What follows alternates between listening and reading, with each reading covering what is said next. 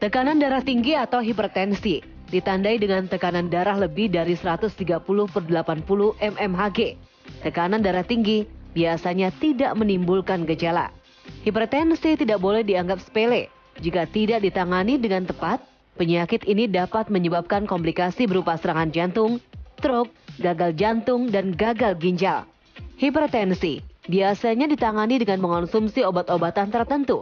Konsumsi obat biasanya dilakukan untuk membantu menurunkan tekanan darah yang melonjak dan bisa berbahaya.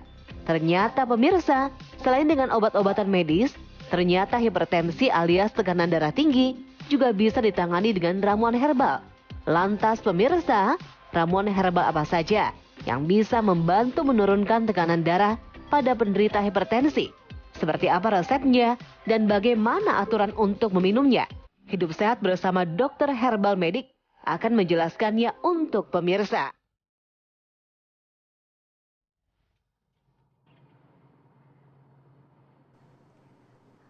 Halo, selamat pagi pemirsa yang ada di rumah. Kembali lagi dalam program Hidup Sehat. Kali ini kami akan berbagi informasi menarik seputar kesehatan tentunya untuk pemirsa yang ada di rumah. Selama 30 menit ke depan bersama saya Syahda Yostiza dan saya nggak sendirian. Saya sudah ditemani oleh rekan saya, Zizi.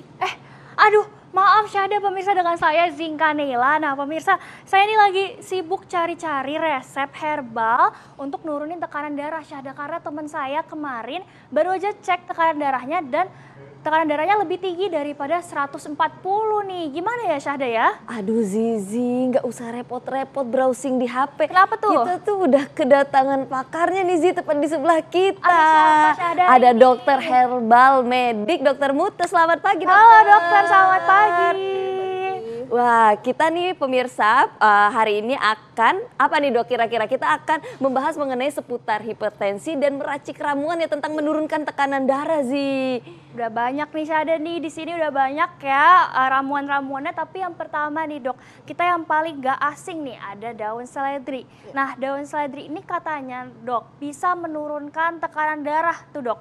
Ramuannya tinggal direbus apa gimana dok? Fakta atau mitos tuh dok? Itu fakta, Zizi. Fakta. Ya, jadi memang pemirsa. ya memang sudah dikenal ya bahwa seledri memang dapat menurunkan tekanan darah. Tetapi tidak hanya seledri sendirian, kita kombinasi dengan dua bahan yang lain. Apa ya. tuh, Dok? Nah ini seledri mungkin sudah tidak asing lagi ya di dapur kita gitu makanan ya. sehari-hari. Biasanya untuk sop bisa gitu kan.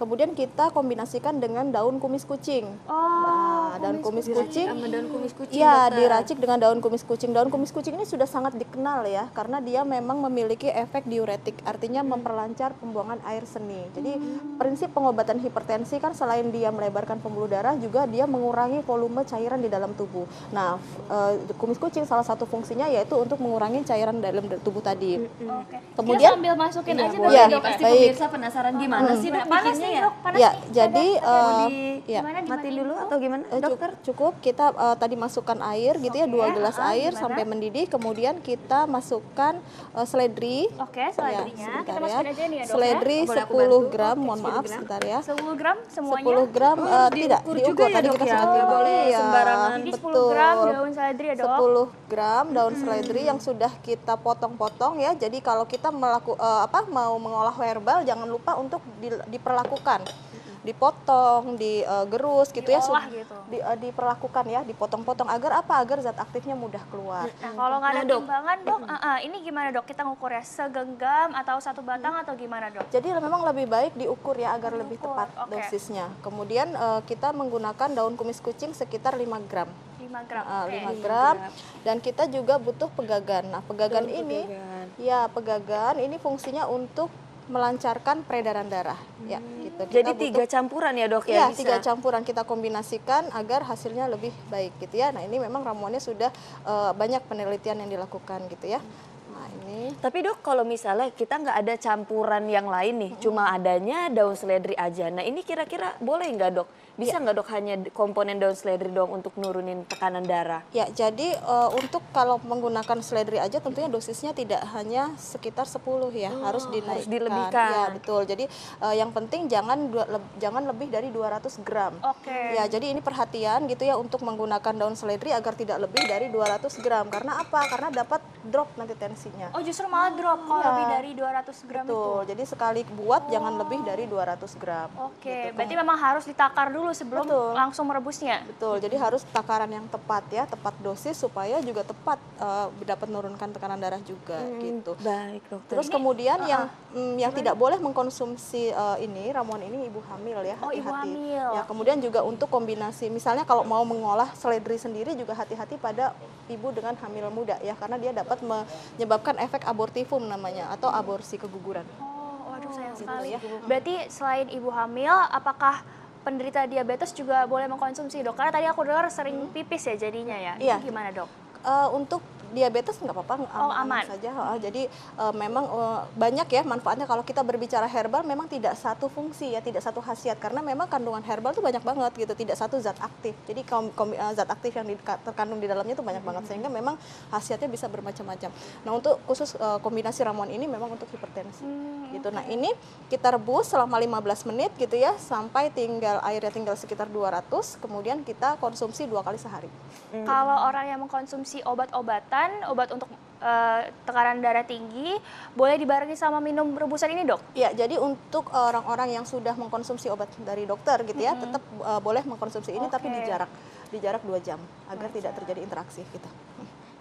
Oh ya dok, berarti ini kita kira-kira udah bisa diminum atau belum dokter? Ya, jadi sudah 15 menit ya, kita matikan apinya, kemudian kita tunggu sampai hangat, nah baru nanti kita saring untuk kita konsumsi saat hangat. Oke, Gitu ya. tapi itu dok misalkan nih rasanya kan mungkin agak-agak pahit nih, Iya. boleh nggak dok dicampur madu gitu dok? Boleh, madu Oh boleh, oke. Asal kalau pemanis gitu dok nggak boleh dok ya? Tidak disarankan ya, Tidak jadi disarankan. lebih baik Oke. madu.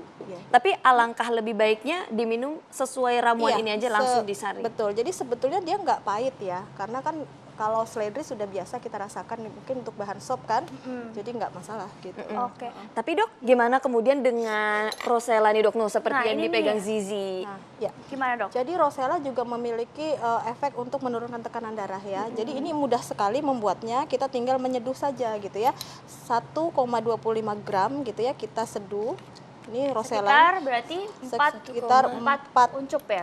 kuntum ya. Kuntum ya. Tapi memang lebih baiknya ditimbang karena kan tidak sama ya ukurannya, ada yang besar, ada yang kecil gitu ya. Jadi kita butuh 1,25 gram. Ya, kemudian kita seduh dengan air panas gitu. Ya, nah, Kalau Rosella cukup diseduh aja ya Cukup dok, diseduh, berarti iya. nggak perlu di...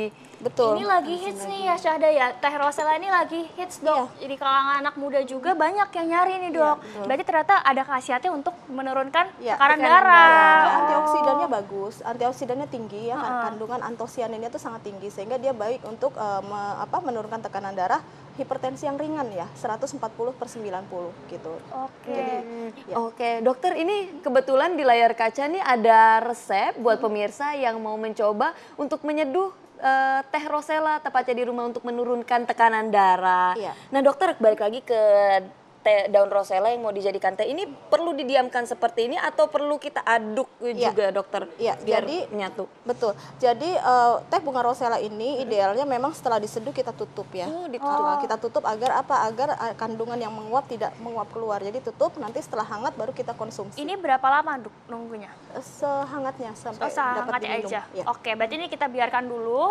Seharusnya ditutup ya. Ya, seharusnya Kita tunggu sampai dia hangat. Nah, selain itu nih Syahda nih, tadi ada mau nanya apa? Ini daun ini ya katanya.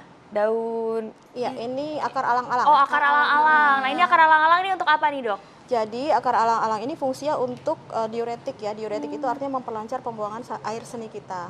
Oke. Jadi mengurangi volume cairan tubuh. Oke, berarti ini kita masih akan membahas ini lagi lebih lanjut. masih banyak lagi Masih yang banyak mau lagi dibahas. ramuan-ramuan nih, Syahda. Kita semangat sekali karena ini adalah ramuan-ramuan yang sering kita temukan di dapur pemirsa. Jangan kemana-mana, terus saksikan Hidup Sehat.